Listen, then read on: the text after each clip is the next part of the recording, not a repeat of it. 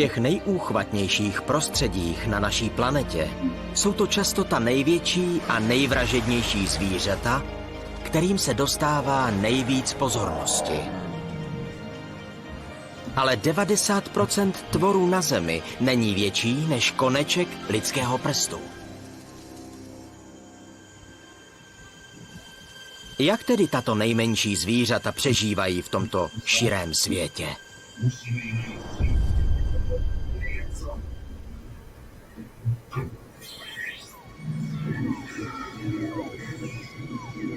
Všichni tvorové mají hledání potravy vysoko na seznamu svých priorit. Ale pro ta nejmenší zvířata v přírodě to může být nesmírně těžký úkol. V mlžných lesích Jižní Ameriky právě svítá. A tato Silfa vlajková z čeledi kolibříkovitých hledá své další jídlo. Jedná se o jednoho z nejmenších ptáků na Zemi, který váží méně než mince. Ale přesto je neustále na pokraji vyhladovění. Kolibříci mávnou křídly 80krát za sekundu. Ale tento život ve vysoké rychlosti má i jednu velkou nevýhodu. Kolibříci totiž spalují energii rychleji než jakýkoliv pták nebo savec. A potřebují pít až 2000krát denně, jen aby přežili. Ale každá květina má jen omezené množství nektaru. Kolibříci byli proto nuceni naučit se zahánět konkurenci. O tento malý deštný prales se dělí více než 30 druhů kolibříků. Větší ptáci používají k ochraně svých oblíbených květin velikost. Jak s nimi tedy soupeří maličká Silfa vlajková?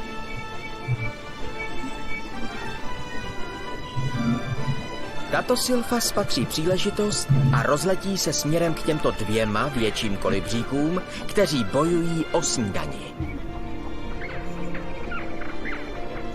Zatímco se spolu perou, menší a hbitější Silfa nepozorovaně proklouzne ke květu.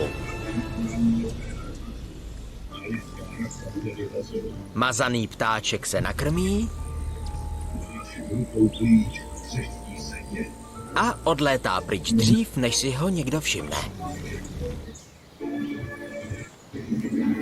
V boji o jídlo může být občas výhoda, pokud jste nejmenší. Pro nejmenší tvory v přírodě může být nalezení potravy obrovskou výzvou. Zatímco většina přitom pracuje solo, jeden malý predátor využívá k získání své kořisti jiné zvíře.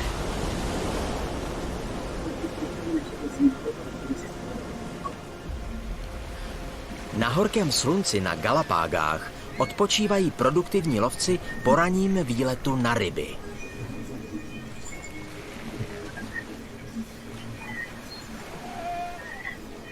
Ale z nedalekých kamenů pozoruje tyto lachtany další predátor.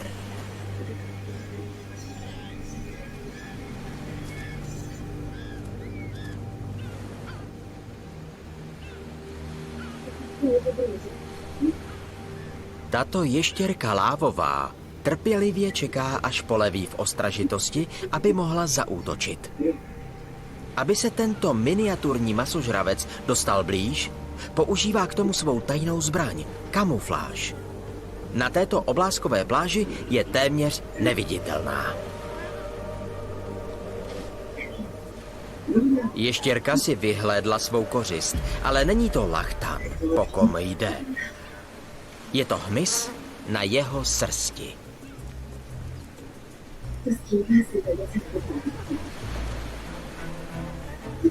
Mouchy poskytují ještěrce tolik potřebné živiny. A ještěrka na oplátku poskytuje cenné služby. Hubení škůdců zdarma. Mouchy jsou neustávajícím, dráždivým elementem a mohou způsobovat infekci a nemoci. Takže ačkoliv je tento plas z Galapág malý, hraje důležitou roli v hubení hmyzí populace mezi lachtany, přičemž se mu dostane i svačinky zdarma. Ale ne všichni miniaturní tvorové potřebují při hledání potravy pomoc. Někteří z nejmenších obyvatel přírody zvládnou složit i mnohonásobně větší soupeře, než jsou oni sami. Na Filipínách se setmělo a objevuje se miniaturní vrah.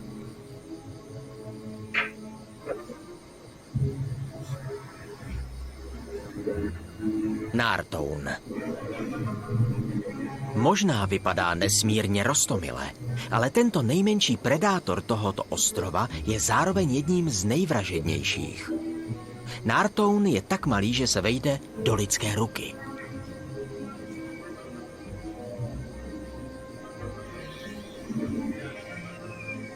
Tento maličký primát v noci neuvěřitelně dobře vidí díky svým obrovským očím. Ty jsou dokonce větší než jeho mozek nebo žaludek. Jsou tak velké, že jsou pevně zafixované přímo v lebce. Naštěstí dokáže otáčet hlavou o 180 stupňů.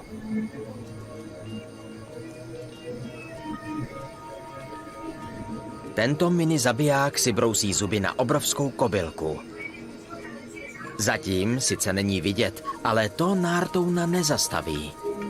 Ten pomocí svého stejně dokonalého sluchu zaměří přesnou polohu cvrčka.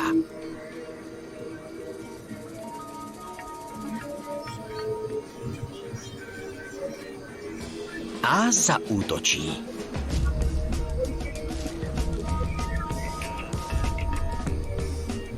Díky miniaturnímu tělu je Nartoun tichým zabijákem.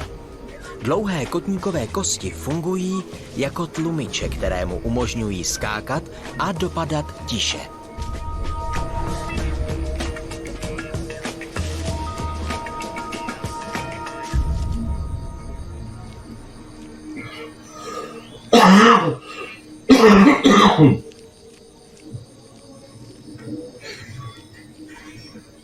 Zatímco požírá svou kořist a hledá další, speciální přilnavé polštářky na chodidlech mu pomáhají udržet se na větvičce.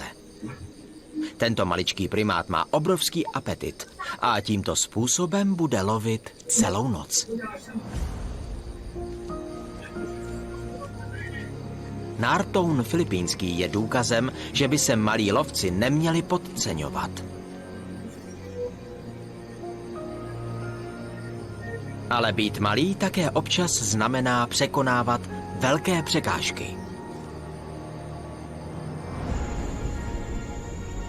Možná nikde tolik jako na ostrově Havaj.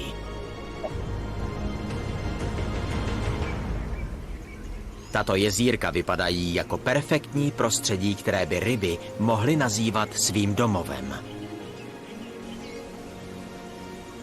Ale jen v málo kterých z nich se ryby nacházejí. A to kvůli tady tomu. Obrovskému vodopádu, který určitě nedokáže zdolat žádné zvíře. Ale jedna ryba je ochotná to zkusit.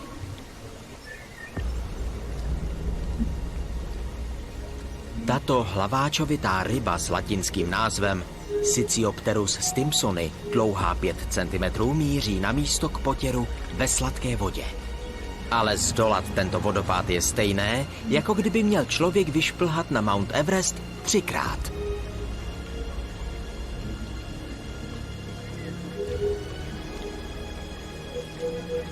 Tato hlaváčovitá rybka má na těle přísavky a při šplhání spoléhá na vrstvu vody. A není sama. Následují ji další.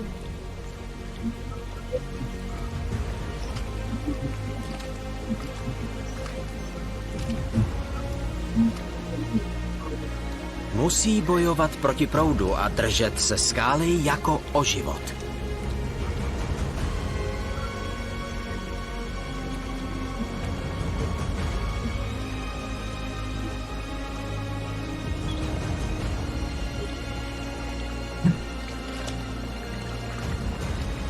Pro některé je tento úkol zkrátka příliš a spousta hlaváčovitých ryb při tomto téměř nemožném počinu umírá.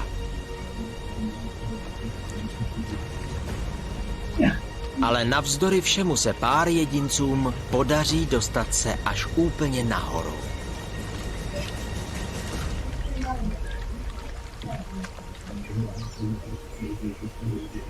Tady se mohou najíst, růst a nakonec i rozmnožit. Jejich životní cyklus pak bude pokračovat tím, že jejich malé potomky znovu smete proud dolů. Sladkovodní toky tohoto ostrova poskytují domov těmto miniaturním rybám, které předvádí úžasné výkony. Ale nejsou to jediní malí tvorové, kteří mají neuvěřitelnou sílu. Jedny z nejsilnějších zvířat na Zemi jsou zároveň jedněmi z nejmenších. Pro mnohé tvory platí, že se velikost rovná síla. Ale když jde o čistou sílu, jeden malý druh hmyzu je o hlavu výš než všichni ostatní.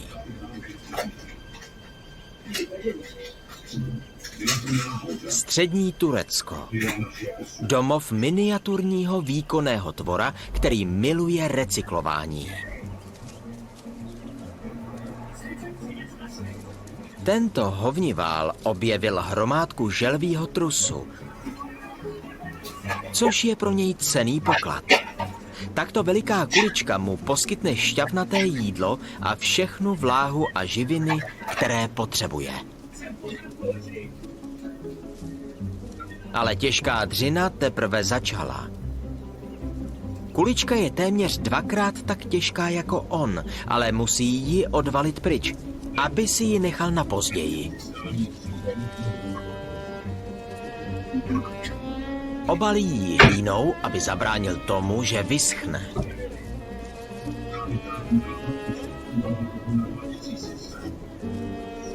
Ale není sám. Jiný samec zacítil trus ze vzdálenosti přes 800 metrů.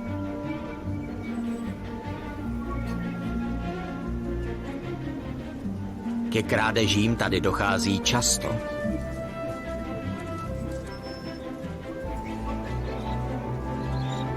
Samec vyzývá majitele na souboj.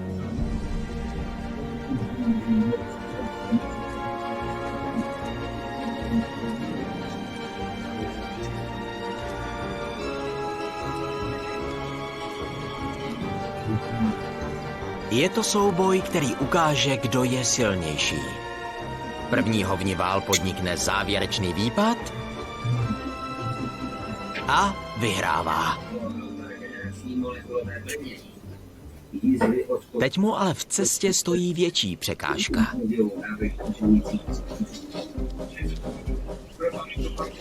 Musí dostat kouli do bezpečí. Důležitá je rychlost. Pokud bude příliš dlouho na slunci, mohla by se jeho výhra vysušit a ztratit tak lahodné živiny. Naštěstí má větší sílu než slon.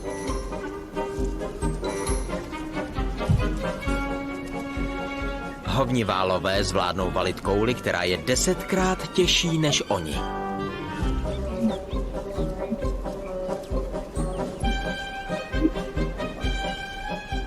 Ani kopec ho nezastaví.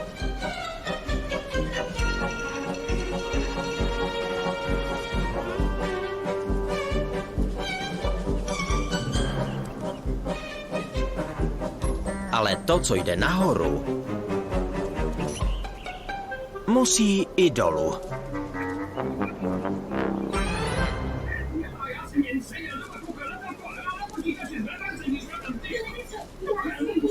Konečně zahrabává svou těžce vydobytou cenu do země. Neuvěřitelný počin na tak malého tvora.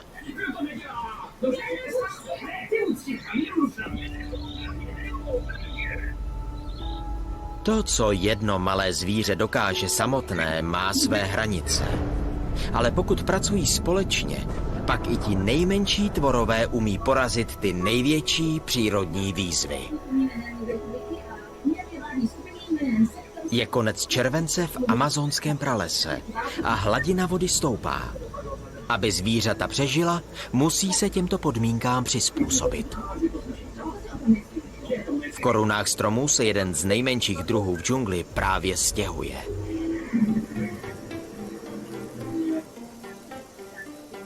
Mravenci řezající listy jsou možná miniaturní, ale tento společenský hmyz patří k těm nejlepším architektům přírody. Normálně si staví hnízda na zemi, ale tato kolonie mění zem v lese za koruny stromů. Vyhýbají se tak každoročním záplavám, aby mohli pokračovat v práci bez přerušení. Pro tak malý hmyz je to obrovský úkol, který je možný jen díky jejich počtu. Jedna kolonie může obsahovat až 1 milion jedinců.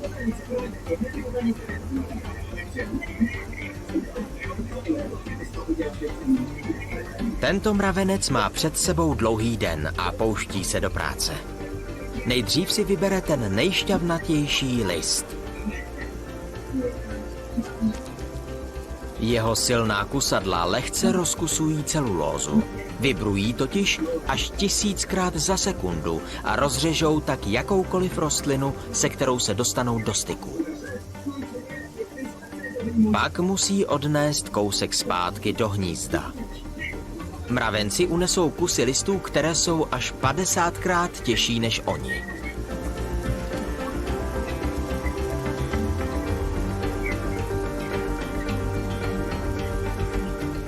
Nazpět v hnízdě se listy zpracují.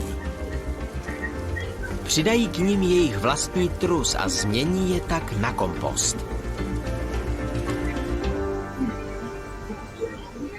Za nějakou dobu na nich vyroste velmi výživná houba a právě na to tito geniální mravenci čekají. Živí se s ní mláďata, proto je udržování této zahrady nezbytné pro přežití celé kolonie. Tito mravenci se stali jedněmi z nejodolnějších obyvatel pralesa.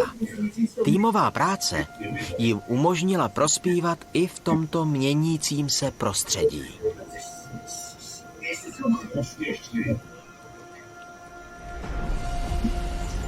Nejmenší zvířata naší planety se naučila, jak najít potravu a překonat obrovské výzvy.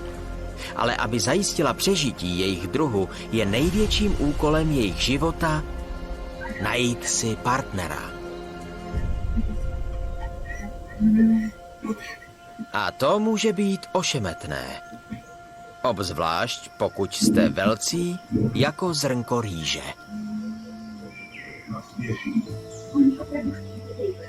Tato skákavka paví tady v Austrálii hledá lásku. Když jde o romantiku, samičky tohoto druhu rády jednají rychle.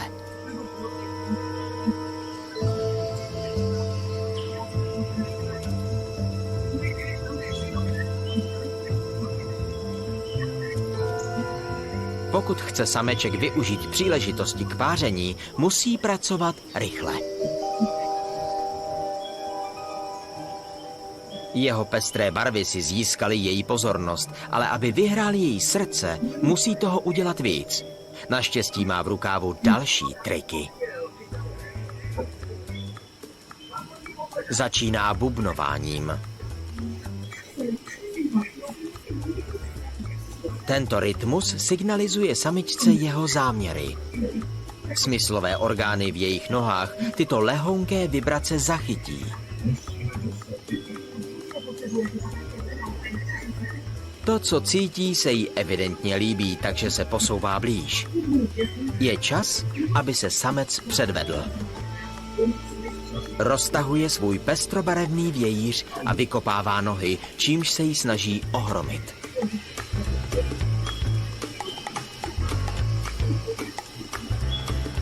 Teď začne představení.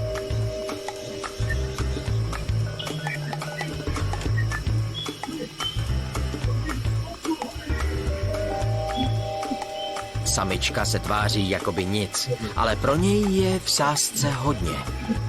Pokud se samečkovi nepodaří udělat dojem, pak je jeho život v ohrožení. Tato samička své předešlé obdivovatele sežrala. Naštěstí se jí jeho představení líbilo a konečně mu dovoluje se s ní spářit. Ale potěšení má pro menšího samečka jen krátké trvání. Brzy se stane obědem a jeho tělo se stane perfektním místem pro nakladení jejich vajíček.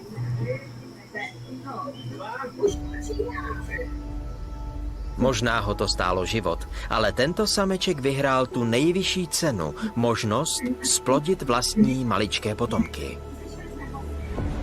Ale najít potenciálního partnera není jediná překážka, které musí malá zvířata při hledání lásky čelit.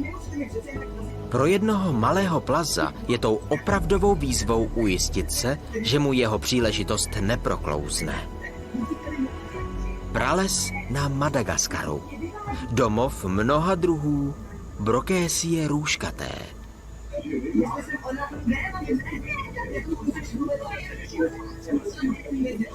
To, jak je malá, jí umožňuje živit se tím nejmenším hmyzem ve spadaném listí. Potravou, která je pro ostatní chameleony mimo dosah. Jejich velikost ale představuje problém, když přijde na výběr partnera. Brochésie nejmenší je jedním z nejmenších plazů na světě. Sameček tohoto druhu vymyslel chytrý trik, aby se ujistil, že nikdy nepromešká příležitost na lásku. Nejdřív si musí najít samičku. Což není právě snadný úkol, když jste velicí jako mravenec. A když nebezpečí číhá za každým rohem.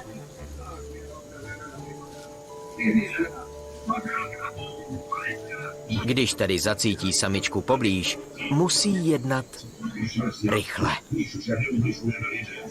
U Brochésie nejmenší se to ale snadněji řekne, než udělá.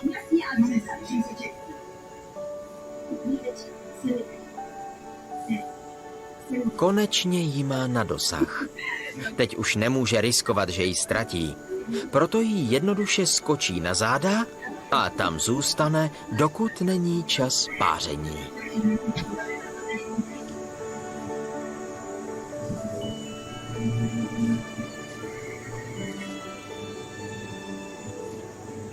Šťastný pár může takto zůstat i několik dní. Dva miniaturní tvorové spojení v obrovském deštném pralese.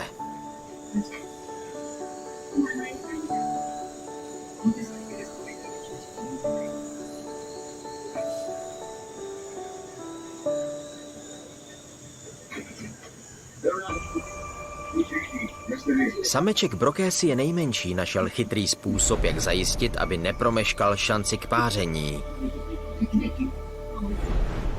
Ale jinde na Madagaskaru je další malé zvíře ještě blíž k tomu, aby se stalo rodičem.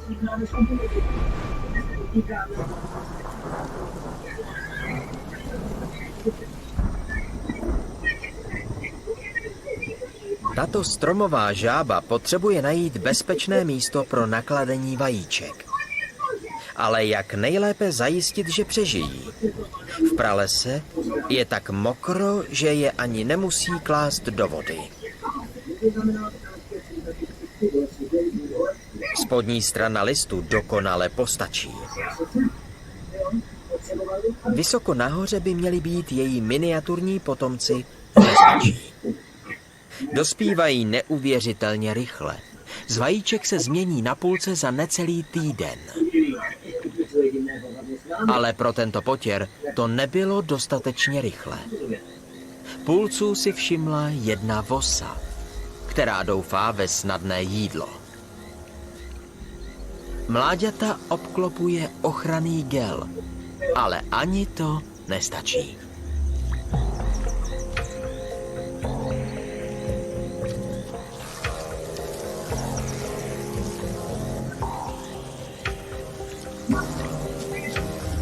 Vytahuje mláďata.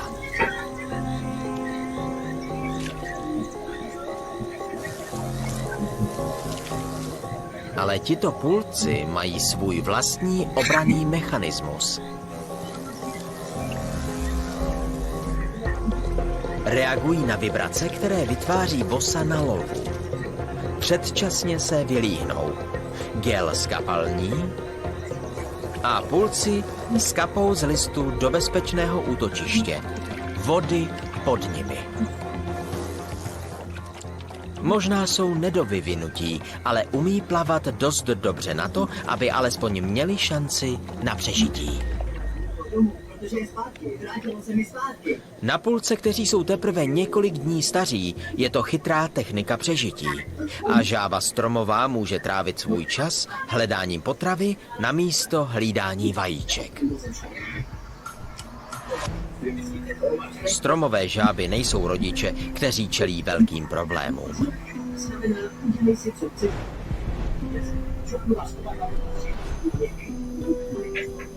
V bambusových lesích v Číně se jedné miniaturní rodině podařilo najít dokonalé útočiště. Tento otvor původně vytvořil nějaký brouk, ale dutý stonek poskytne perfektní úkryt pro jakéhokoliv tvora, který najde cestu dovnitř. Netopír Dalonicteris pachypus, jehož anglický název se dá přeložit jako bambusový netopír, je jeden z nejmenších savců na světě. Je zhruba tak velký jako čmelák. A tady si udělal svůj nový domov. Do jedné části stonku se vejde až 25 jedinců.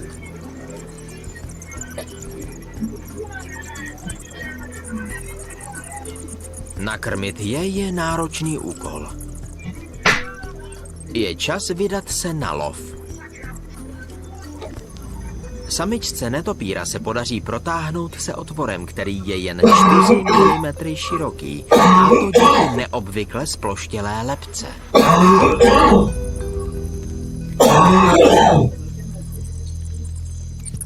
Osamocená mláďata se stávají snadnou kořistí pro číhající predátory.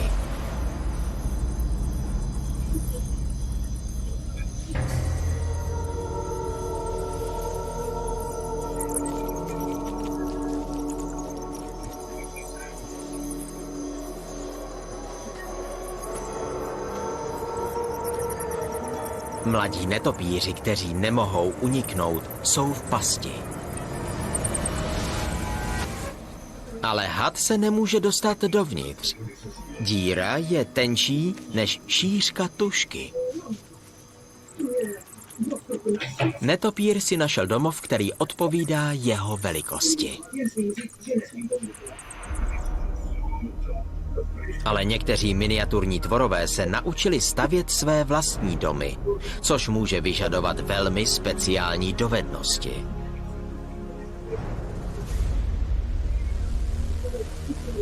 Travnaté pláně Mongolska. Domov jedněch z nejmenších stavitelů v přírodě. Tato samička myšky drobné brzy porodí celou novou rodinu.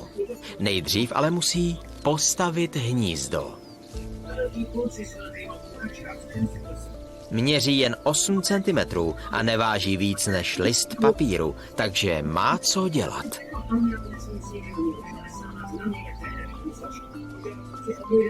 Stébla trávy se nad ní tyčí jako stromy, ale stavět hnízdo na zemi není bezpečné. Tyto myši mají spoustu predátorů, nemá tak na výběr a musí si postavit hnízdo někde ve výšce. Její velikost je velkou výhodou, která jí umožňuje vyšplhat na tenké stonky. Ale její tajnou zbraní je ocas, který funguje jako končetina navíc.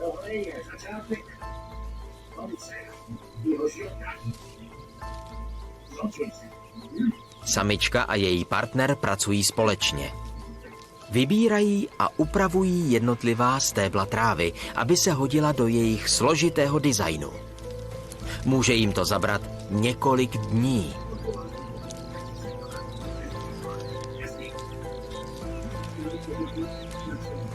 Ale hotové hnízdo je něco ohromujícího. A právě včas. Vrch se narodí po pouhých 21 dnech.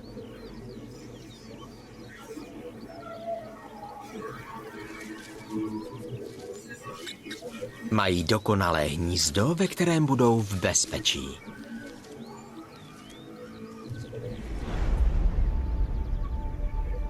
Myška drobná s partnerem staví útočiště pro svá mláďata.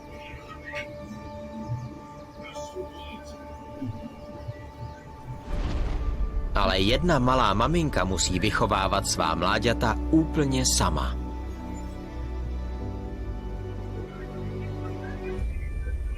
Planiny s vysokou trávou v Indii ukrývají jedno z nejmenších a nejvzácnějších divokých prasat. Prase zakrslé. Dokonce i dospělý jedinec je velký jako kočka domácí a selátka jsou tak malá, že se vlezou do lidské dlaně.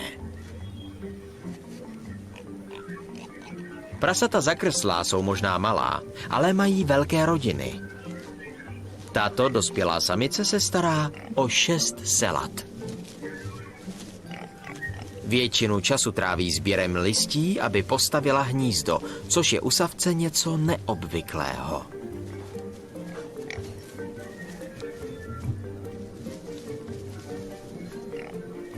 Nejenže staví domov pro svou velkou rodinu, také se musí postarat o obživu.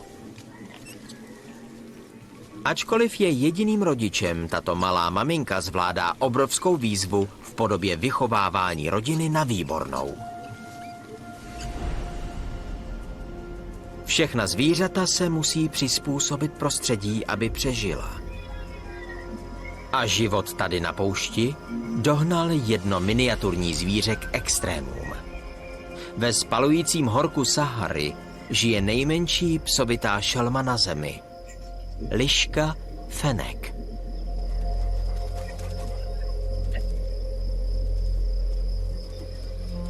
Pochází sice ze stejné čeledi jako vlk, ale vzhledem k náročnému životu v poušti se postupem času zcvrkla. V těchto podmínkách, kde je málo potravy, dává smysl být malý. Čím menší jste, tím méně potřebujete jíst. Fenek váží jen něco málo přes kilo, ale má největší poměr mezi ušima a tělem ze všech psovitých šelem. A tyto přerostlé uši mají svůj význam. Sálá z nich tělesné teplo a tím se ochlazuje.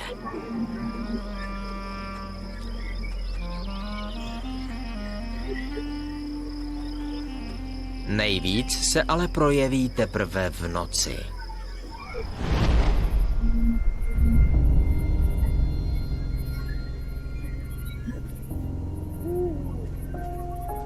Je čas, aby se tento mladý sameček vydal na lov. Ale hledání potravy ve tmě není ani zdaleka snadné.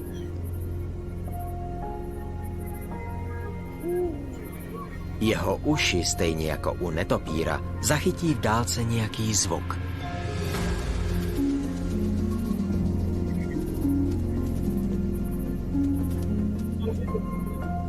Ze své potravy získá všechnu vodu, kterou potřebuje. A bez pití tak dokáže přežít i několik týdnů.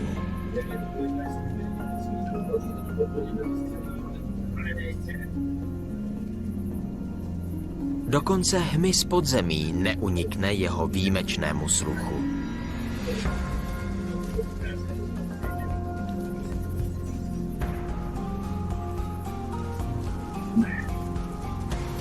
Škorpion s vražedným bodcem.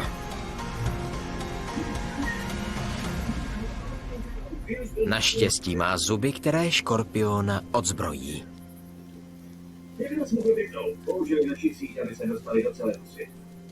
Bude lovit celou noc. A až začne vycházet slunce, vrátí se do své chladné nory. Zmenšená velikost těla a úžasné adaptace umožnili Fenkovi přežít v drsných pouštních podmínkách.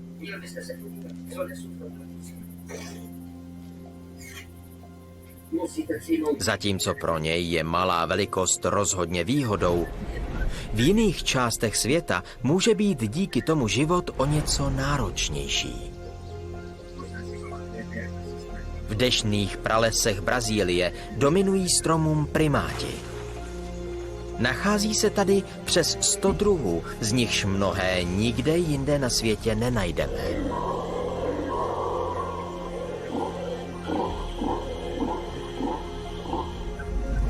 Pro některé z nejmenších to znamená velkou konkurenci.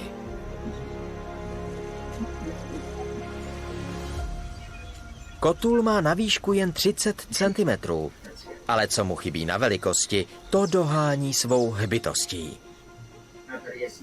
Jelikož váží asi 1 kilogram, je schopný běhat v korunách stromů a vyhýbá se tak nebezpečím, která číhají v pralese na zemi. Ale když velikost nestojí na vaší straně, hledání potravy může být o něco náročnější. Kotul má to štěstí, že je tak lehký, že může šplhat až na samotný konec větví stromů a dosáhnout tak na květy, ke kterým se jiní primáti nedostanou. To jim umožňuje ovládnout trh se zdrojem výživné potravy.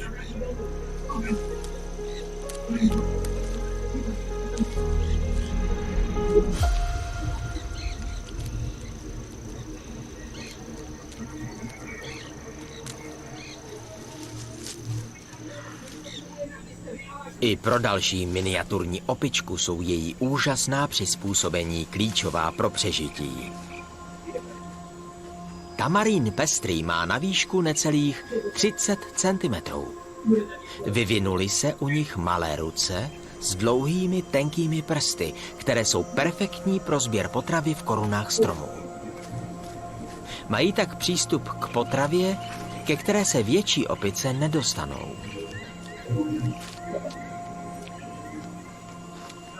Na rozdíl od jiných primátů, kteří mají nehty, tamarín pestrý má drápy, které mu pomáhají udržet se na svislých kmenech.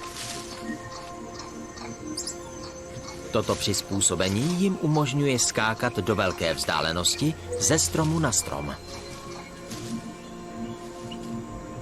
Nicméně tato opička má jeden z nejnižších počtů jedinců mezi primáty a patří k nejohroženějším opicím.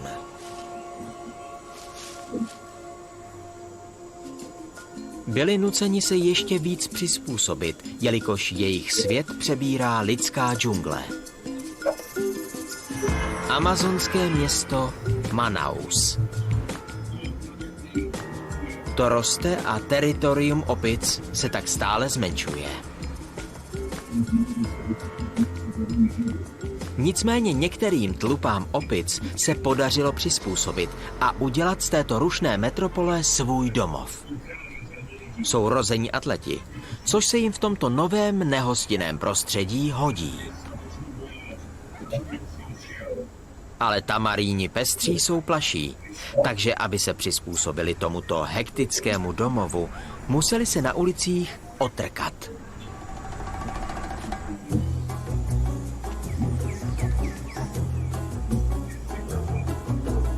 Nehlídané jídlo je pozvánkou dovnitř.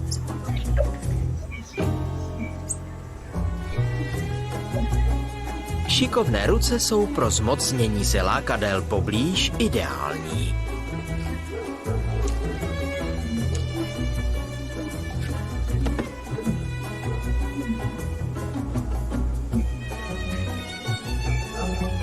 Ale nakonec je jejich ostýchavost dostane.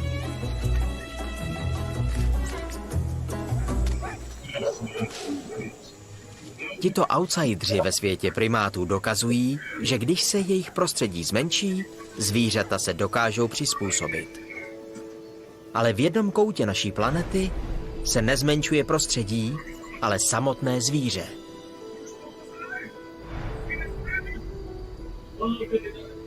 V lesích severovýchodního Bornea díky tlaku života na ostrově byl jeden obr v přírodě nucený se drasticky zmenšit.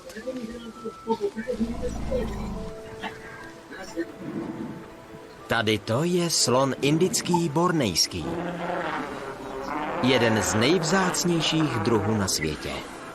Na výšku měří jen 2,5 metru, takže je o 30% menší než jeho bratranec, slon indický. Má se za to, že tito savci byli odděleni před téměř 300 000 let. A vzhledem k jejich malému teritoriu se od té doby zmenšují.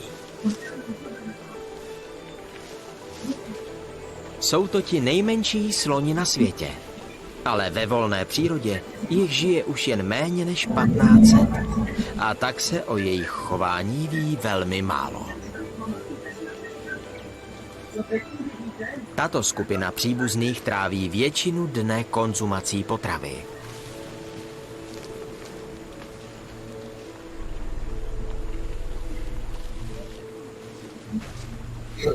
Předpokládá se, že mají klidnější povahu než jiní sloni díky nedostatečné konkurenci bojující o prostor. Občas může dojít k neshodám, ale během jejich nejoblíbenější volnočasové aktivity, válení se v bahně, je všechno zapomenuto. Bahno slouží nejen jako ochrana před sluncem, ale také před hmyzem. S teplotami okolo 35 stupňů Celsia je nutné se ochladit ve vodě. Slon indický bornejský je překvapivě dobrý plavec.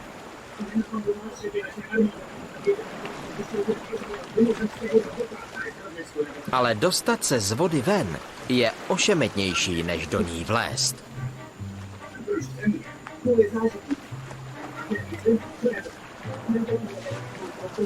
Toto slůně si užívá první koupel s příbuznými. Vyšplhat se do prudkého břehu řeky je pro takto malého slona téměř nemožný úkol.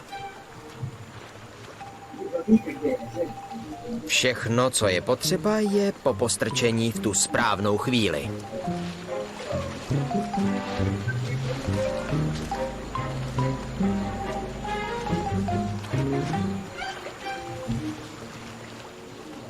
Ke konci dne se vrací do bezpečí lesa.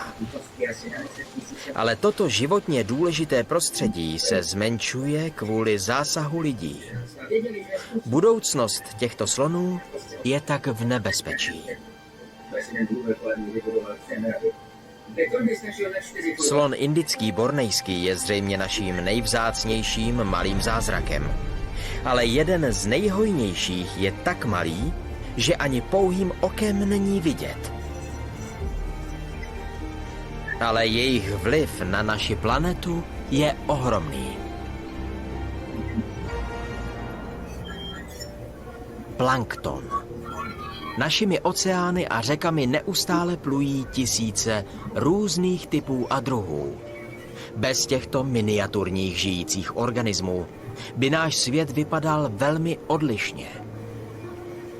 Od fytoplanktonu až po zooplankton, každý z nich hraje významnou roli v potravním řetězci. Jsou hlavním zdrojem potravy pro krunýřovky, které jsou zase požírány různými zvířaty.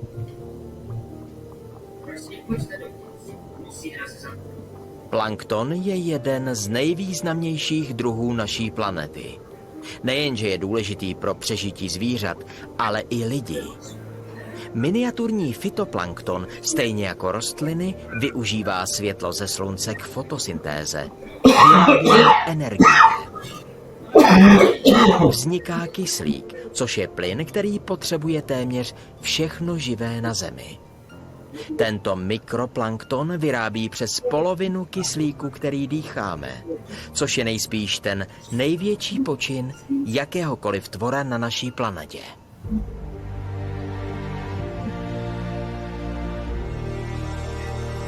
Velikost možná není na jejich straně, ale nejmenší zvířata v přírodě si našla své vlastní místo v tomto velkém, širém světě. Přizpůsobili se, překonali obrovské překážky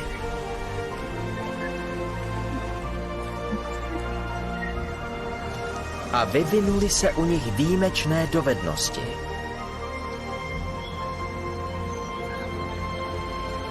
Dominují našemu světu a svou velikost proměnili ve výhodu. Dokazují tak, že i ti nejmenší tvorové mají na to, aby bojovali o přežití.